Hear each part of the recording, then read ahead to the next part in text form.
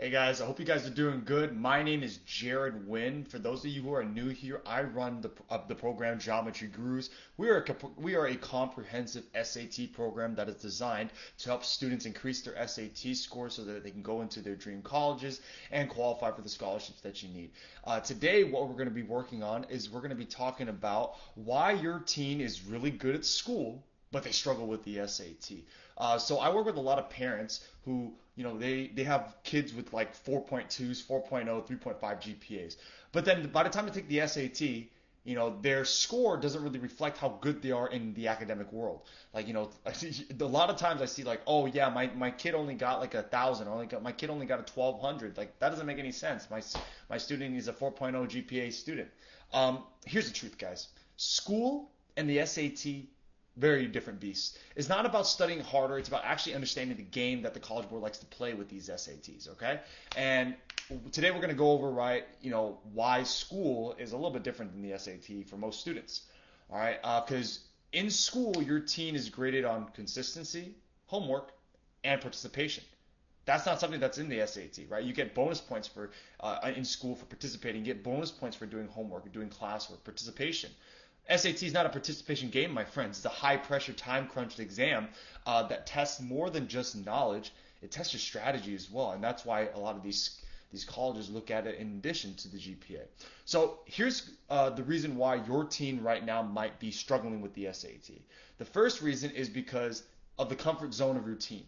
Okay, school tests are very predictable. The SAT throws curveballs at you. It requires quick thinking and adaptability, right? These skills just aren't honed in the classroom.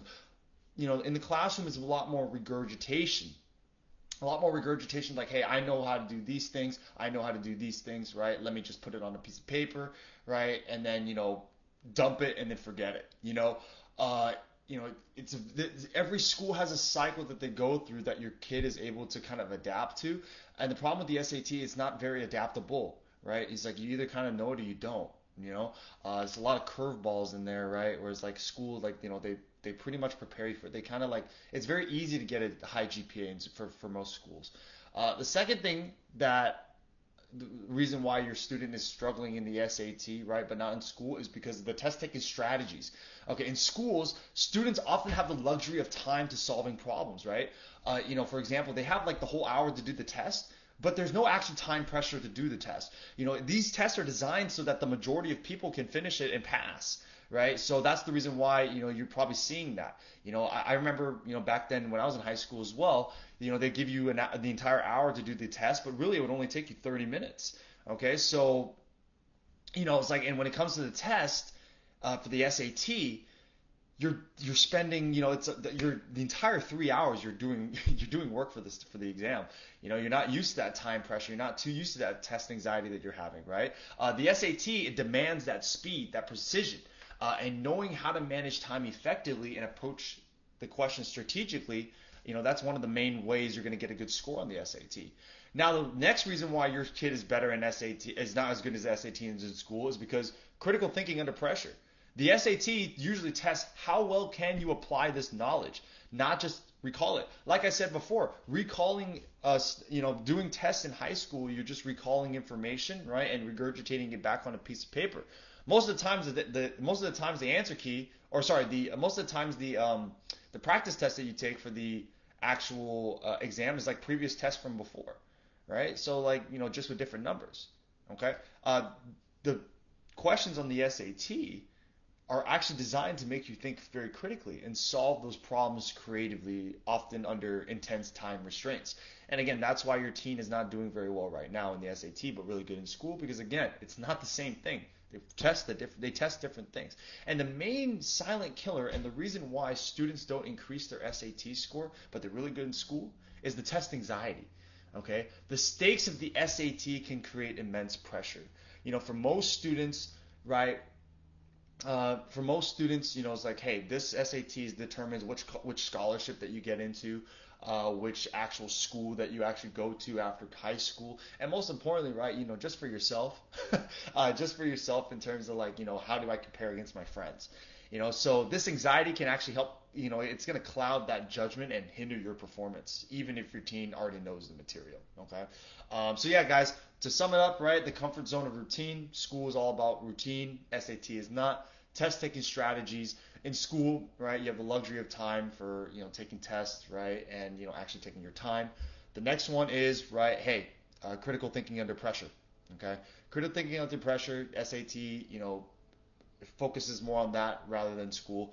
And then the last, standardized format as well, right? Oh, wait, sorry, I forgot to go over that one. The standardized format. School exams vary by teacher and curriculum. Like I said before, right? It's like, hey, the SAT is everyone takes it. It's a standardized test, so every question is crafted to challenge the teen in a way that they might not be used to. Okay? Because again, right, when you're dealing with school, right, the teachers write the exam, right, and the teachers determine your grade, right? So, an A in one class might be in B in another class. It depends on your teacher. All right, guys. So if all these things are true, what exactly is the solution? All right. Let's talk a little bit about the Guru method. So the Guru method here, this is how we help increase students' SAT scores. The first one is what we do here is we discover and we enhance. We start with regular diagnostics to pinpoint exactly where your teen struggles and where they shine. This way, they actually focus on what truly matters here. The second thing we do here is that we apply and we practice. We dive into real SAT problems for laser-focused practice that turns weaknesses into strengths. Just like a coach refines his skill for, an athlete's skill for the big game, we want to make sure that you're practicing in a game-like environment. Okay? Step number 3 is we simulate success. Finally, we simulate the actual test environment to build confidence, reduce test anxiety, and ensure that your teen is mentally prepared for the big day. Okay? Guys, I hope that this was helpful for you, and I hope that you guys can apply this right away in your teen's own preparation for the SAT. Now, if you're looking for some more free guides and resources, we have a lot of them in the guide section of this group.